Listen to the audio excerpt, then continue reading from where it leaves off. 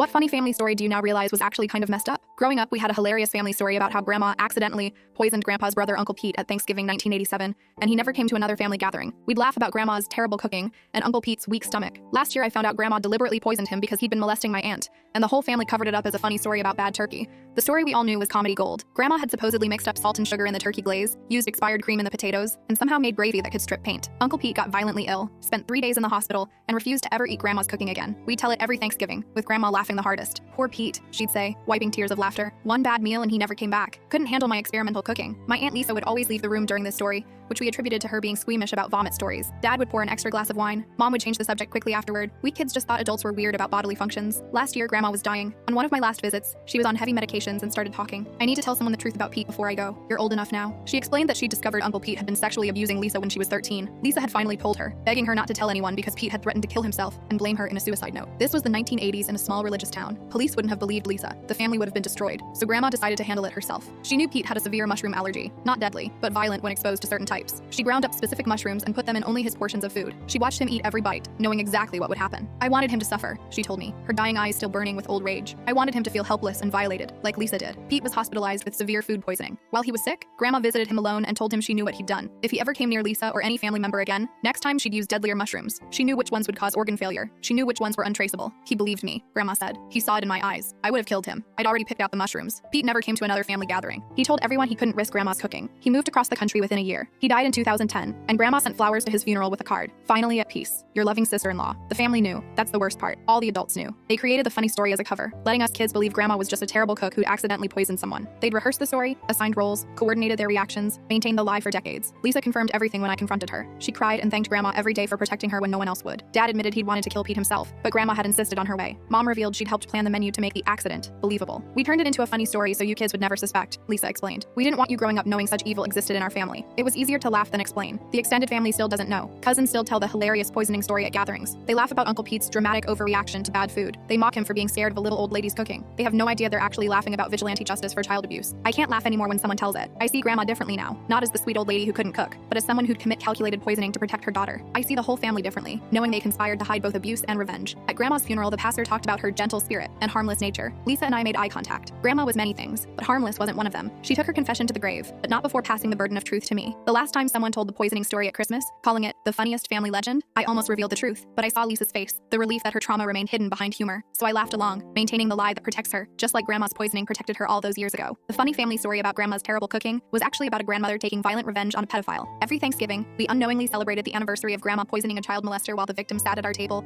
grateful for the lie.